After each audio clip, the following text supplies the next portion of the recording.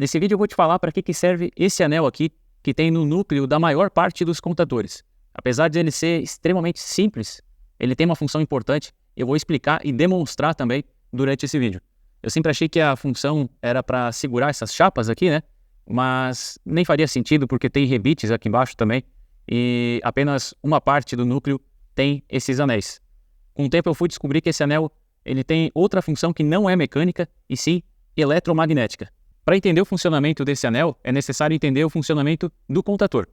Quando é aplicada uma tensão aqui na bobina do contador, isso força uma circulação de corrente nela, e essa corrente produz um fluxo magnético aqui dentro do contador. Esse fluxo, então, atravessa os dois núcleos, né, tanto o móvel quanto o fixo, e isso faz com que eles sejam atraídos um pelo outro, e o núcleo móvel, então, ele desce e se encontra com o núcleo fixo. É preciso que as duas partes aí do núcleo estejam muito bem encostadas uma na outra, porque caso contrário, se não ficar bem encostado, se tiver alguma oxidação, alguma sujeira que é comum, ou outra coisa impedindo o perfeito contato entre essas duas partes, o contador vai ficar zunindo e vibrando, e inclusive isso faz aumentar também a corrente aqui na bobina, que pode causar uma queima precoce dela. Acontece que na maior parte dos contadores, a tensão que alimenta essa bobina, ela é alternada, ora passando pelo positivo, ora passando pelo negativo. E como é de se imaginar, se a tensão está variando, a corrente aqui na bobina vai variar também, e esse fluxo magnético também varia. E nos momentos em que a tensão vai a zero aqui no gráfico,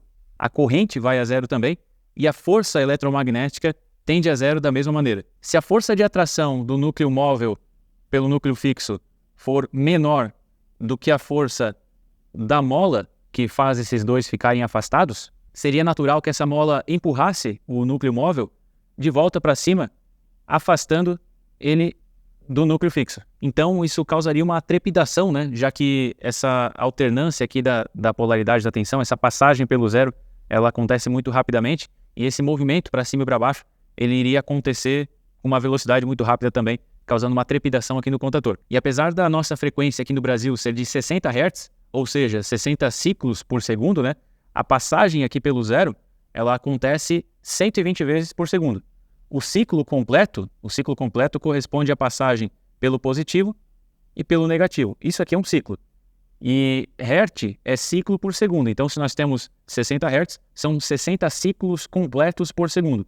Cada ciclo passa duas vezes pelo zero, né? Ao final do período positivo e ao final do período negativo também. Eu estou reforçando isso porque em outro vídeo surgiram muitas dúvidas e críticas também quando eu falei que a passagem da tensão pelo zero acontecia 120 vezes por segundo na nossa rede que é de 60 Hz. Bom, e é para evitar que nós tenhamos uma possível trepidação aqui dos núcleos aqui do núcleo fixo e do núcleo móvel do contador, que serve esse anel aqui de curto-circuito. Ele se chama anel de curto-circuito. Tem outros nomes também, mas acredito que o mais popular seja esse, anel de curto-circuito. Serve para evitar essa trepidação. Reparem que o núcleo do contador, assim como o núcleo de um transformador, ele é todo laminado, né? Ele é construído com chapas e não com uma peça sólida e única, né? Não é uma peça que é usinada, e sim são várias chapas que são esmaltadas e unidas de forma que elas não conduzem eletricidade nas suas faces, né? Isso acontece porque quando um condutor, essas chapas aqui são condutoras de eletricidade também, né?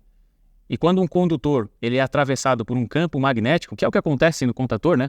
Graças à bobina, quando um condutor é atravessado por um campo magnético que está variando, se ele estiver variando, vai haver uma corrente elétrica parasita que vai causar o aumento da temperatura interna do núcleo e também desperdício de energia, né? Então, aqui no núcleo do contador não é diferente do que acontece no núcleo de um transformador, por exemplo. E para isso, então, são necessárias algumas medidas para reduzir esse problema.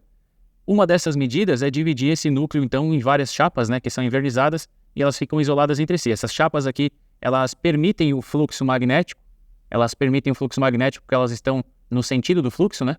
Então, elas vão permitir, sem causar grandes restrições aí ao fluxo magnético, mas elas dificultam a circulação de correntes parasitas, porque as correntes elas são perpendiculares ao fluxo que está atravessando elas.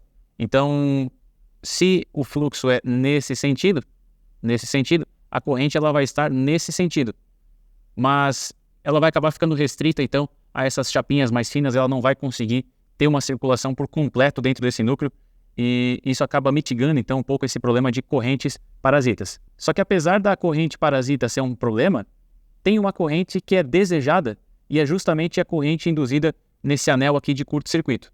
Como eu falei, a corrente acontece nesse sentido, então é justamente o sentido do anel, ele está a 90 graus, está perfeitamente perpendicular ao fluxo para que ele consiga absorver ao máximo esse fluxo, e isso acaba gerando uma corrente, então, nesses anéis. O fluxo magnético que é produzido aqui pela bobina, o fluxo principal, ele acaba gerando uma corrente nos anéis de curto-circuito, e a corrente dos anéis de curto-circuito acaba provocando um novo fluxo magnético, e esse, por sua vez, ele é mais fraco, mas ele ajuda a aumentar a inércia desse sistema, né? Ele acaba prolongando essa força eletromagnética para que não aconteça do núcleo fixo se separar do núcleo móvel, ainda que a tensão esteja passando aqui pelo ponto zero. Eu abri os anéis de curto-circuito de um outro contator para que não circule mais corrente por eles e nós possamos testar os dois juntos e descobrir as consequências de ter ou não ter esses anéis. A gente vai descobrir se realmente ele é importante para evitar que se tenha aquela instabilidade no contator. Antes de começar o teste, eu só quero avisar que eu expliquei como que acontece a indução eletromagnética em outro vídeo. Então, se você não domina esse assunto, eu sugiro que assista, e por isso eu vou deixar um card aqui na tela. Pessoal, então para demonstração aqui eu estou com tensão chegando nesses dois conectores de derivação. Dos conectores de derivação vai para as bobinas dos contatores, né, através desses dois cabos cinzas e azuis. E aí no cabo vermelho e preto eu tenho uma medição de tensão que vai acontecer aqui no alicate amperímetro. A minha fonte ela é variável para que nós possamos testar em diferentes condições aqui o funcionamento desses contatores. No caso, esse contator aqui está íntegro ainda, né, está perfeito, enquanto que esse da direita aqui está com os anéis de curto-circuito abertos e, portanto, sem função. Eu quero lembrar que esses testes aqui, eles estão sendo feitos com um contator mini de 12 amperes. Se você pegar outra linha de contatores com outras capacidades, existe a possibilidade de você ter resultados diferentes. Eu só estou fazendo uma demonstração aqui, para isso eu usei os contatores que eu tinha aqui comigo, que são esses contatores mini. Então, outros contatores podem dar outros resultados. Mas, em geral, nós vamos perceber que o funcionamento desse contator aqui vai ser mais estável do que desse aqui. Eu vou aplicar a tensão aqui na minha fonte, reparem aqui na tensão. Deixa eu aumentar até chegar na tensão nominal, que nesse caso é de 220 volts. Pronto, 220 volts está chegando esses dois contatores. E reparem que os dois estão funcionando perfeitamente. Nenhum deles está tendo problema de trepidação. Isso acontece porque a mola tenta afastar o núcleo fixo do móvel, mas como esses núcleos têm um peso considerável para o tamanho aqui do contator, né, um peso considerável, eles também têm uma inércia considerável. E como esses momentos aí de passagem pelo zero de tensão e, portanto, uma força magnética muito fraca, né, nesses momentos da passagem pelo zero, como isso acontece muito rápido, a própria inércia consegue manter o núcleo fixo e o núcleo móvel atraídos um pelo outro, ou pelo menos parados um na frente do outro. E por isso nós não temos instabilidade aqui no sistema. Está funcionando normalmente aqui, pelo menos com tensão nominal. Mas isso quer dizer que o anel de curto-circuito não tem serventia nesse modelo aqui de contator? Não, muito pelo contrário. Eu vou começar a reduzir a tensão aqui, porque é comum que se tenha problemas de queda de tensão em circuitos diversos, né? Circuitos rurais, ou queda de tensão, na verdade, acontece em qualquer circuito, né?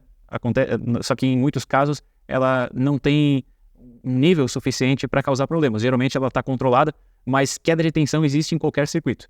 E aí, se você ligar um motor, por exemplo, onde a corrente vai aumentar, a tensão vai cair, né? Se a corrente aumenta, a queda de tensão aumenta também e a tensão cai. Então é normal que a tensão nominal nem sempre vai chegar aqui na bobina desses contatores, e por isso então eu vou começar a reduzir aqui para nós podermos fazer um teste. Então, esse contator aqui está com os anéis de curto-circuito abertos e esse aqui está com os anéis de curto-circuito fechados. Eu vou reduzir a tensão lentamente aqui para que nós consigamos descobrir então qual deles que vai apresentar problema primeiro. Aquela trepidação que eu comentei, ela certamente vai acontecer e nós esperamos então que seja nesse contator aqui, né? Vamos ver. Tensão abaixo dos 120 já.